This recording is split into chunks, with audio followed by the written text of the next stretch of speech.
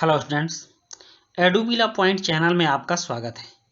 आज हम करेंगे क्लास 6 की वर्कशीट नंबर 38। ये वर्कशीट क्लास 6 के हिंदी व्याकरण भाग 1 है और इसमें हम लोग सर्वनाम पढ़ने वाले हैं।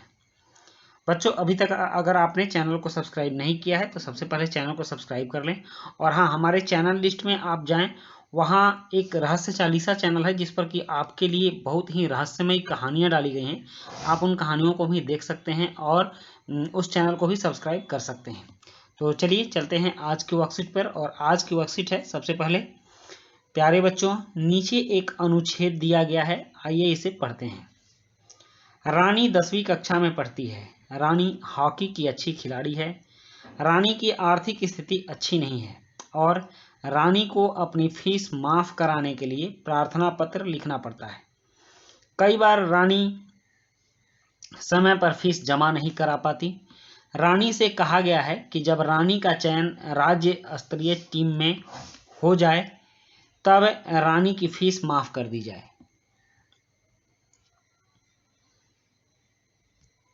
इस अनुच्छेद को पढ़कर अर्थ तो ठीक से समझ में आ रहा है, लेकिन कुछ अटपटा सा लग रहा है। असल में इस अनुच्छेद में एक संज्ञा शब्द रानी कई बार लिखा गया है, इस कारण अनुच्छेद लंबा और बोझिल हो गया है। आइए अब इस अनुच्छेद को पुनः पढ़ते हैं। यहाँ कुछ परिवर्तन के साथ इसी अनुच्छेद को दोबारा दिया गया है। जैसे रानी 10वीं कक्षा में पढ़ती है। वह हॉकी की अच्छी खिलाड़ी है।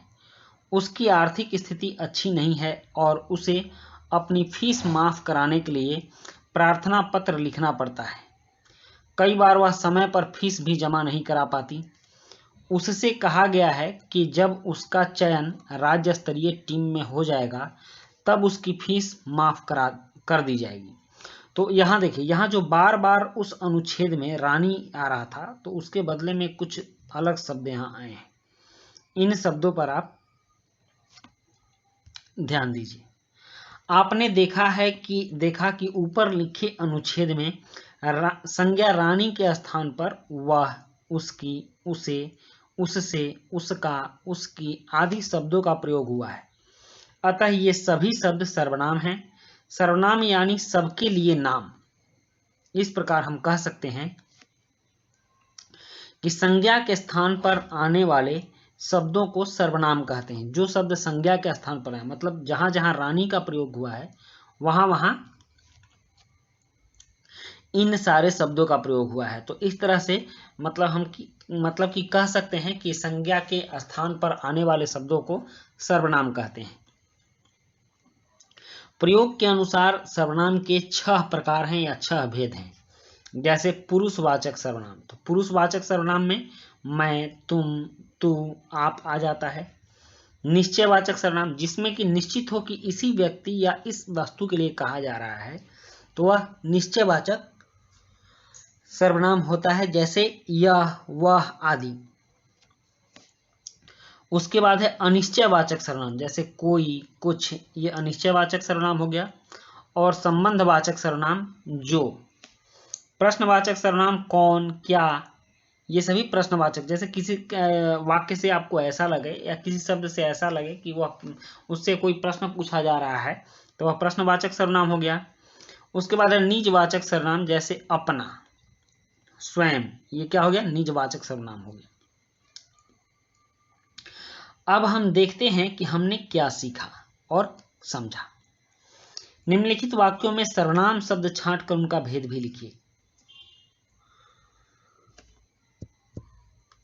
यहाँ जो वाक्य दिए गए हैं उनमें से आपको सर्वनाम शब्द छांटने हैं और इनके भेद लिखने हैं। तो सबसे पहले इसमें सर्वनाम शब्द है मैं। इसमें सर्वनाम शब्द है मैं, और यह है मैं कौन सा सर्वनाम है, ये पुरुषवाचक सर्वनाम है। ये हुआ पुरुषवाचक। उसके बाद यह कलम मेरी है। तो आपने देखा है कि निश्चित, अगर किसी निश्चित वस्तु के बारे में कहा जाए तो वह निश्चयवाचक सर्वनाम होता है। तो यहाँ जो शब्द है यह सर्वनाम शब्द है और यह है निश्चयवाचक सर्वनाम। कौन सा सर्वनाम है, निश्चयवाचक सर्वनाम। हो गया। उसके बाद है बाहर कोई खड़ा है, तो यहाँ अनिश्चितता का बोध हो रहा है, कोई खड़ा है, कौन खड़ा है यह पता नहीं है, तो कोई सर्वनाम हो गया। और इसका जो भेद है वह है अनिश्चयवाचक सर्वनाम।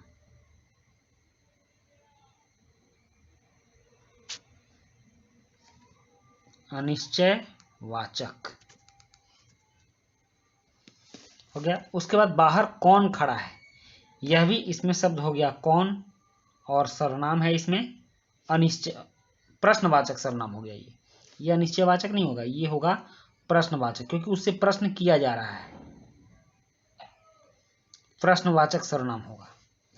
उसके बाद है मैं अपने आप पढ़ लेता हूं, तो यहां देखिए यहां दो है, एक मैं है, यह पुरुषवाचक सर्वनाम है, पुरुषवाचक।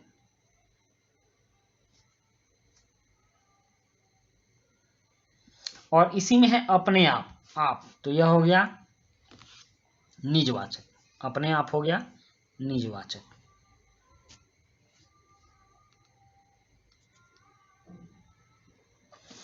उसके बाद गांधी जी अपना काम स्वयं करते थे, तो स्वयं क्या है, स्वयं, यह निजवाचक सर्वनाम हुआ,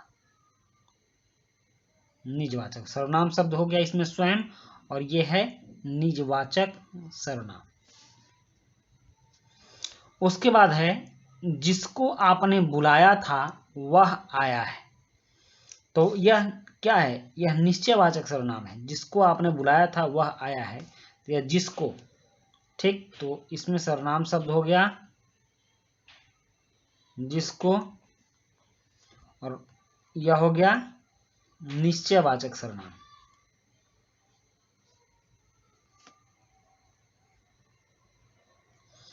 उसके बाद है हम कल बाजार गए थे, तो हम क्या हुआ, हम पुरुषवाचक सर्वनाम है, सर्वनाम हो गया हम, इसमें हम सर्वनाम शब्द में हम लिखेंगे, और यह है पुरुषवाचक सर्वनाम।